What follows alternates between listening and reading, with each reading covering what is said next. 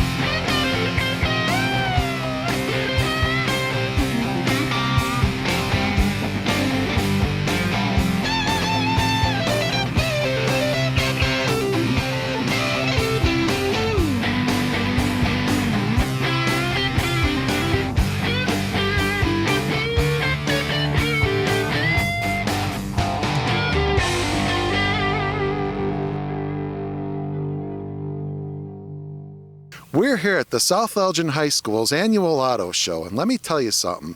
Steve, the automotive director, and his students put on a heck of a show. $10 to enter your car, free admission for spectators, 18 classes of trophies, and all the proceeds, best of all, go right back into the program. I can go on and talk about this all day. We've got food inside, they got raffle prizes, and there's a ton of cars here. Record number cars, as a matter of fact, Steve already told me. So without further ado, let's go in and start checking out some rides.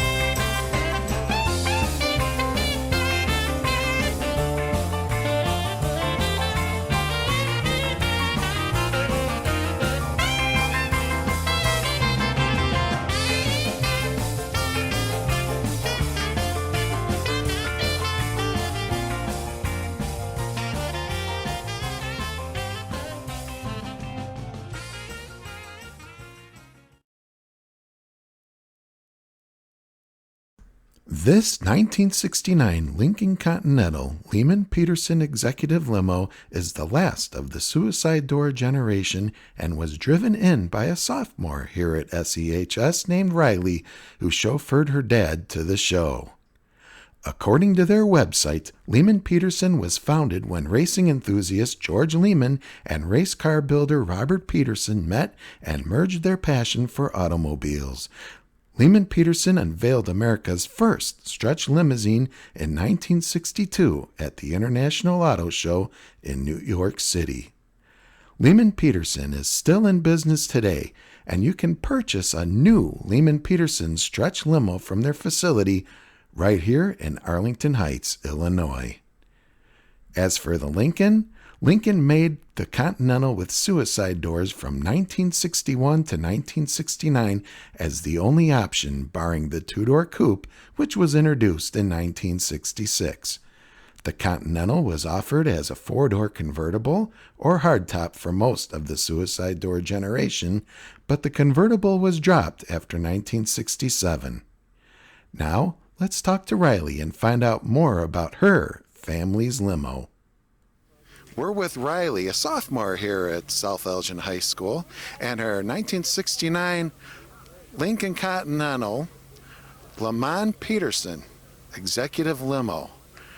Riley, tell us about your ride. She's one of 11 left. Originally there were only 78 made, so she's really rare. Basically it was presidents, people like Elvis Presley, I've ridden in them. I know I've heard some stories from another car museum that has one that has the steel plates in the doors, so that'll add another 5,000-ish pounds. We don't know if she has that, but basically we saw her. It was simple. We saw her one day and my dad was like, let's go get her. Let's go get her. That's cool. So you said another museum, so your family actually has a car museum? We don't have a car museum, but we're really frugal with other museums. My dad likes to go out, help restore things. He's very knowledgeable about classic cars, and he wants to make sure that that legacy lives on. That's cool. We're the caretakers of these cherished things of the past. So he's got a collection then. He does. He's got a few. The few that we do have, we put our heart and soul into them. Blood, sweat, tears. There's been countless nights where it's just, we got to get this done. That's awesome, and you'll love to see these things. This is a gorgeous car. And how often is it you go to a car show and get to see a limousine? So we got a 460 in here.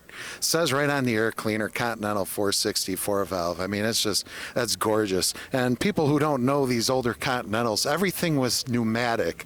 The door locks, everything, the windows were all air driven, pneumatic. So keeping all that straight, all working properly, really difficult to do it. You guys find a lot of problems with windows and stuff with the pneumatics?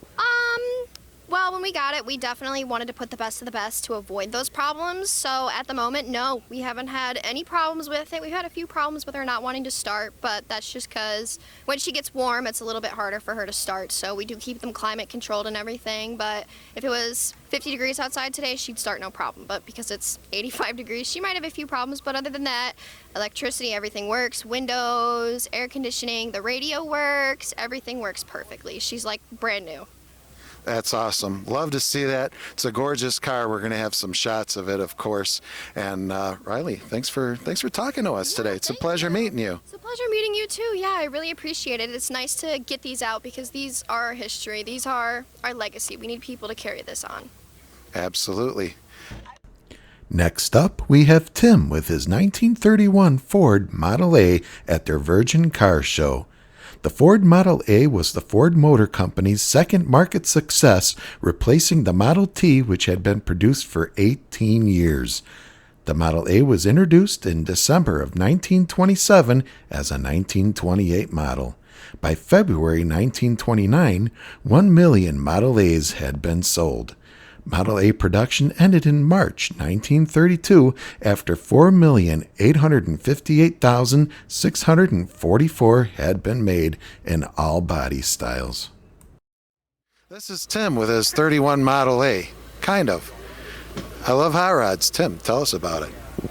Well, it's a 1931 Model A with a 1970 Cadillac 472 525 horsepower motor.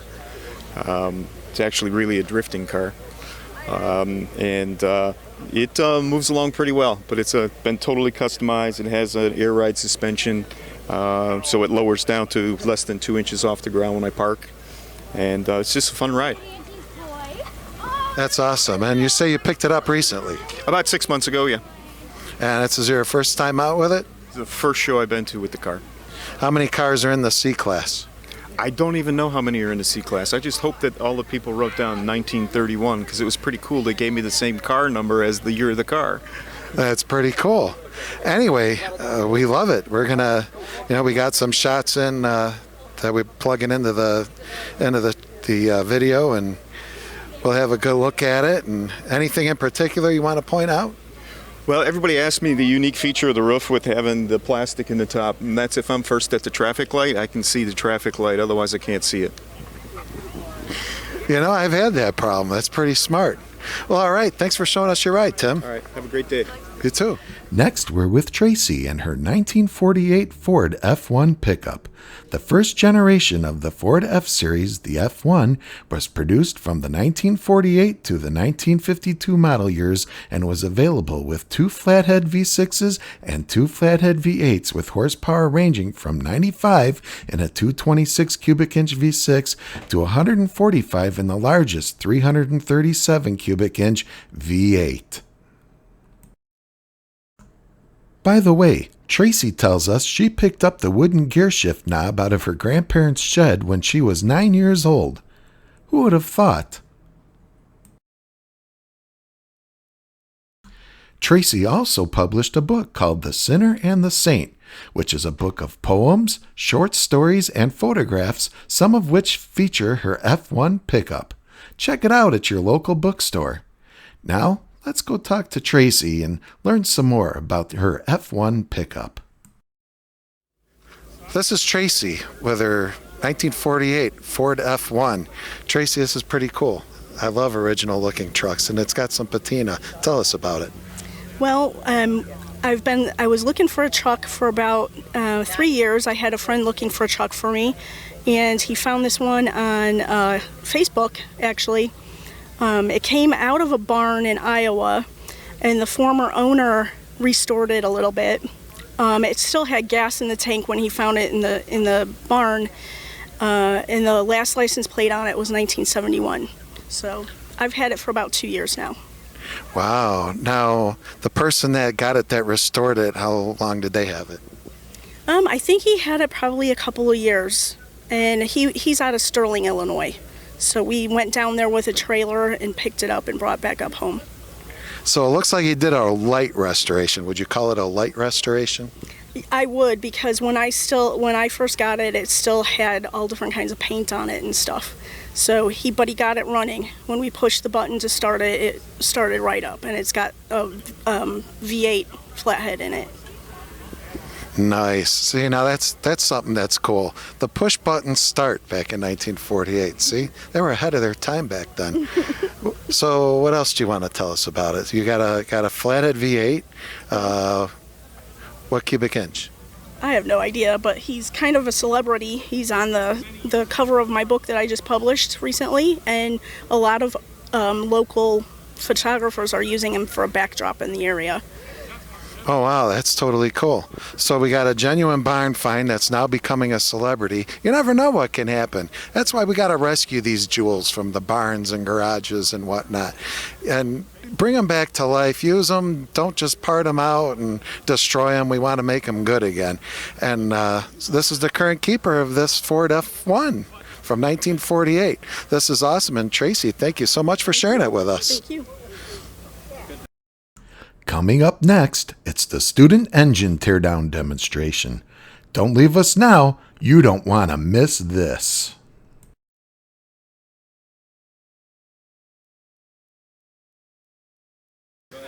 We're with Steve, the automotive director here at SEHS. Steve and Leanne, by the way. This is Leanne. Steve, tell us about the engine teardown competition that's about to begin.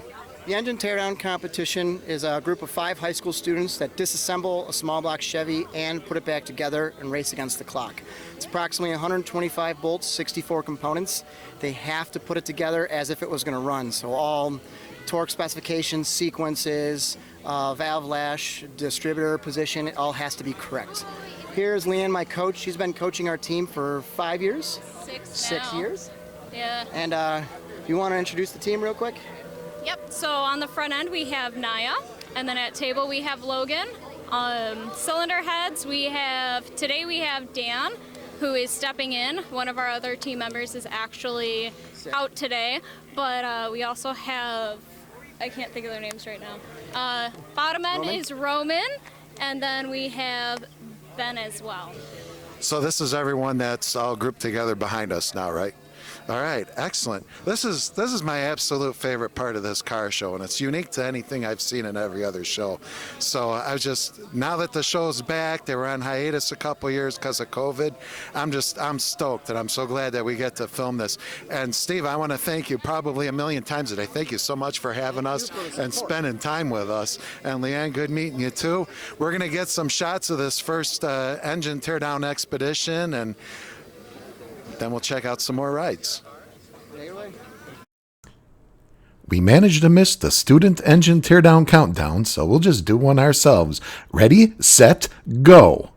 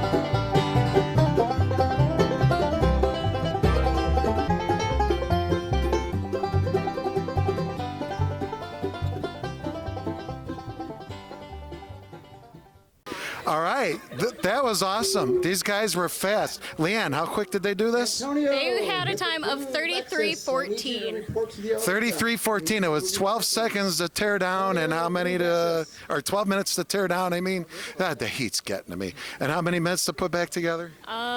22. Yeah, I was hoping she could do the math better than me. Anyway, let's see the crew. And you are? I am Naya, and I'm in auto tech.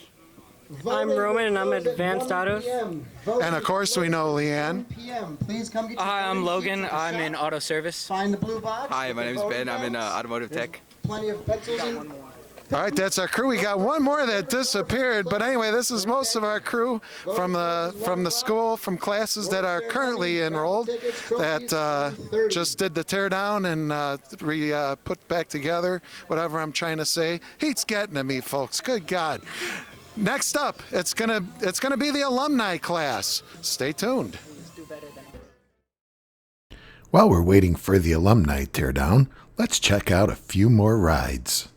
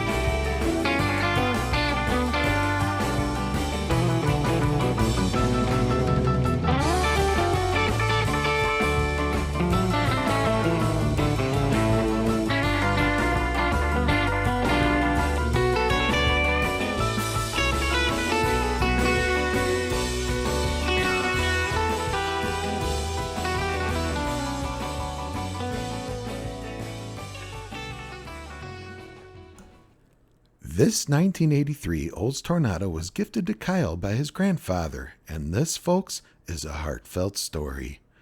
The third-generation Tornado ran from 1979 to 1985 and was substantially downsized from its predecessor, though still luxurious. Much of its styling cues echo its not-too-distant cousin of the time, the Cadillac Eldorado. Powertrains of the third-gen Tornado include the 252 cubic inch Buick V6, a 307 cubic inch Oldsmobile V8, and a 350 cubic inch Oldsmobile V8. Oh, and don't forget the not-so-loved 350 cubic inch Oldsmobile Diesel V8. Now let's talk to Kyle and hear his story. This is Kyle with his 1983 Olds Toronado. We got a little bit of a story behind this Toronado, other than the fact it's a good classic 1980s car. Kyle, tell us about your Toronado. Well, my grandfather had it since '84, and it's been sitting in the garage for the last 30 years until I got to it, and it still sits in the garage.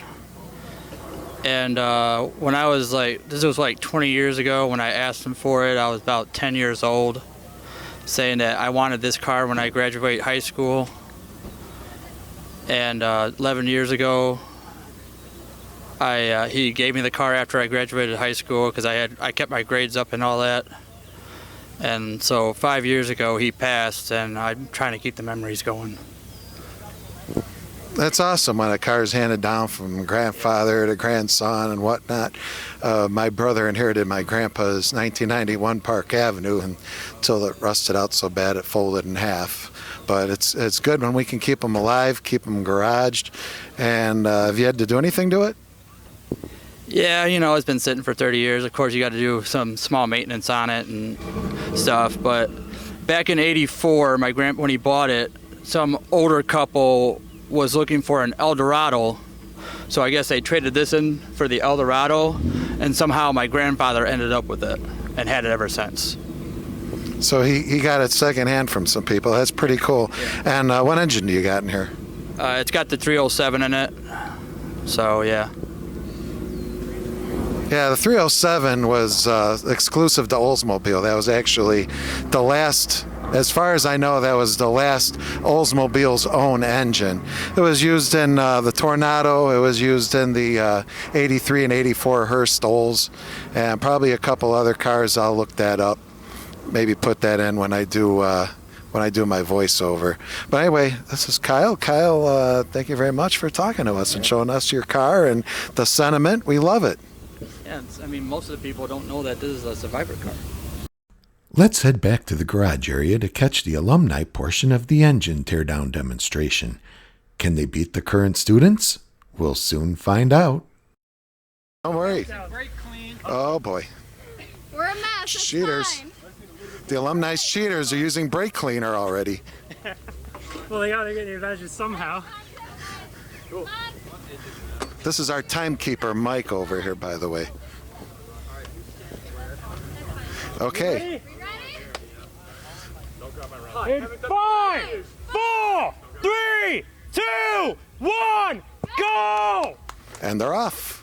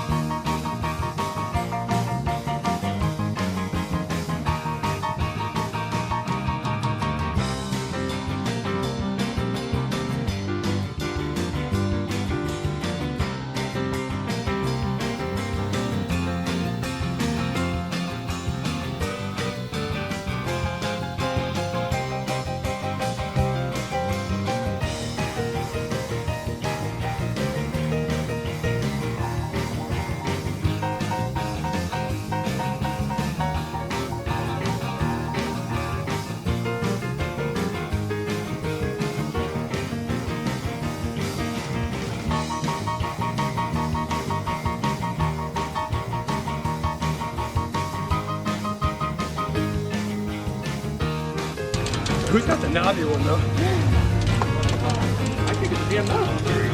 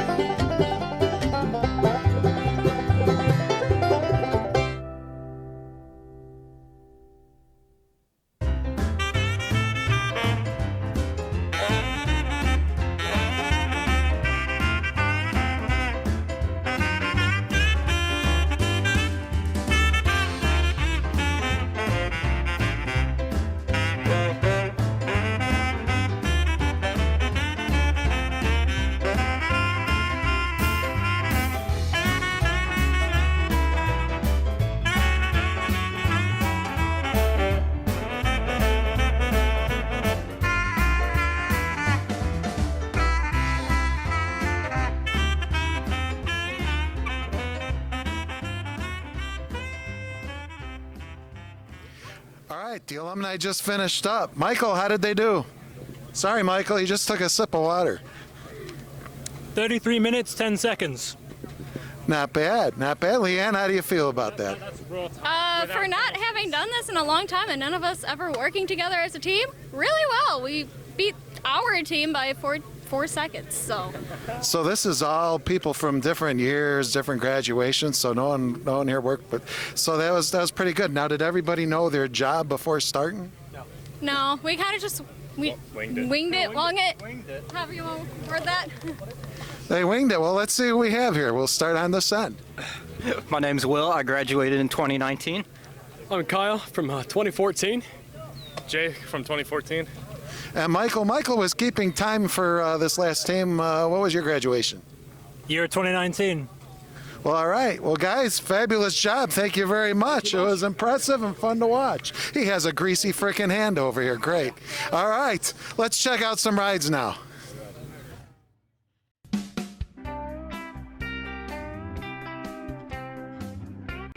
Next up, we have something really special to check out. These 3 Chryslers were all brought in by 3 generations of one family I like to call the Chrysler crew. Let's meet up with them and learn a little something about these rare and treasured 300s.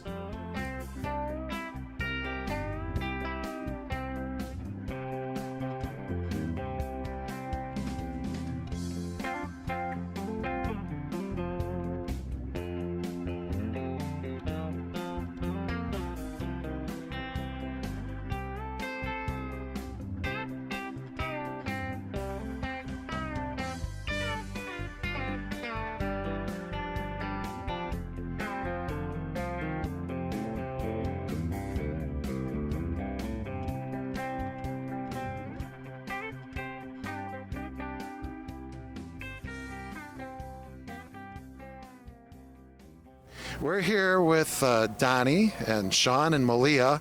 This is what I call the Chrysler crew. Things how they all came in with Chryslers. But Uncle Donnie started this whole Chrysler thing. Uncle Donnie, tell us about the 3 Chryslers. Well, the red Chrysler, that they made 3,022 of those. It's a 64 300K. It's very rare. There's only 470 of them left, and so it's still in my corral. Now the silver car. You guys just called that the Silver Special. Right, it is. It's a 64 and a half Chrysler 300 Silver Special, and they made 2,152 of those. There's less than 50 of them left, and I gave that one to my daughter Malia and her husband for a wedding present. Wow. That was my first one. I started on that one in 1986. That's a 1986 and 87 restoration. And it still looks brand new. And now we got the white one. Now my convertible is a 64 300K convertible. They made 625 of those, and there's 140 of them left. Now where I get my figures is the Chrysler 300 Club. They have all of the microfilm and stuff of all the letter series cars. Right, so he's got these figures he's given. He's not just pulling them out of his hind end. This is actual facts. So that's pretty cool. And this is a man that does his research, so that's pretty awesome as well. Right. Which one do you drive the most? I drive the convertible the most because that was going to be Linda's car. I bought that car out of San Jose, California, and that was going to be hers. I started working on that car in 1990. I got sick with my heart and had to have open heart surgery. And then when I started back up on it again, then Linda got sick. I ended up losing her after so many years. So finally, after 25 years, I got it done with the help of Jim Kushera and Chris Kushera. They helped me finish it up. It's been done now for 7 years. That's awesome. That's a heartwarming story right there. And Donnie, you just had a birthday. Yes, I did. I turned 74 Wednesday. God bless you. Wednesday, he turned 74. Now, Malia's his daughter. How much do you drive the Silver Special? Well, I haven't been able to drive it the past few years because it's been having to get restored a little bit more. You know, you're always working on the cars. A little bit of work. Yeah, so with having kids and working, didn't really have the time. So finally, now I can. Sean, you rolled in with one of them. How do you like it? Yeah, I drove in on Big Red. It was the first time I ever drove that car. It was nice. It was hard to get used to the steering wheel at first because it was like an oval or like rectangle instead of just round. So that was kind of weird, but... How about the brakes? Yeah, they took some getting used to, but they were kind of like my old Indy truck, so it wasn't too bad.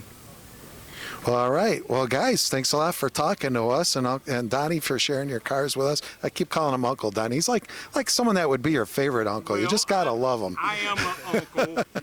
I am an uncle to many people, just not blood, but uncle and grandpa. So it depends. Even the president of our club calls me uncle. And I'm on the 3rd generation of Koshuras. That's cool, and there you go. At the awards ceremony, a couple of our new friends brought home trophies today, including Riley with her family's 1969 Lincoln Continental executive limousine.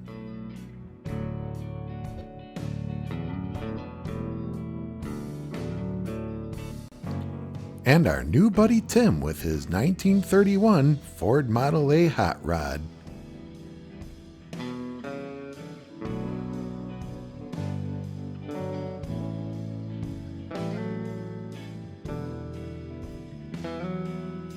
And we would like to congratulate everybody who won trophies at today's event.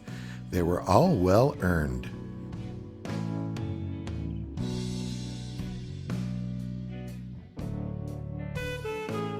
Well, another show comes to a close.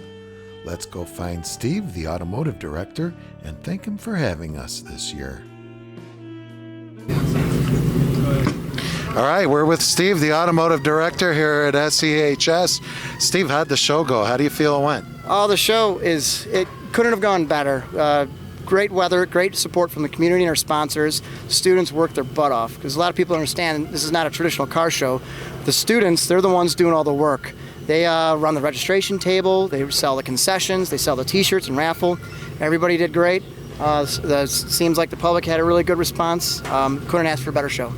It was awesome, and yeah, it was supposed to be raining all day. It didn't. We're glad about that. Everything was terrific from a viewer's standpoint and from a video standpoint. Everything was awesome. The engine teardown, and you know what? We hope we get to do it again with you next year. I want to thank you personally for helping us promote this. It's members of the public come out and help us support our auto program. And what I said during the announcements is the support here goes directly towards the students that are doing engine competition, teardown, extracurricular activities, after-school programs, and that's why we run this. It just helps the program and the students directly. Thank you for you helping us get it out there. Hey, no problem. All right, Steve's got to go. He's got a million things to do. And that's about it, folks. It's a wrap, so thanks for joining us. Show up next year. We hope you enjoyed this very special video. Please like and subscribe, and until next time, we'll see you at the car show.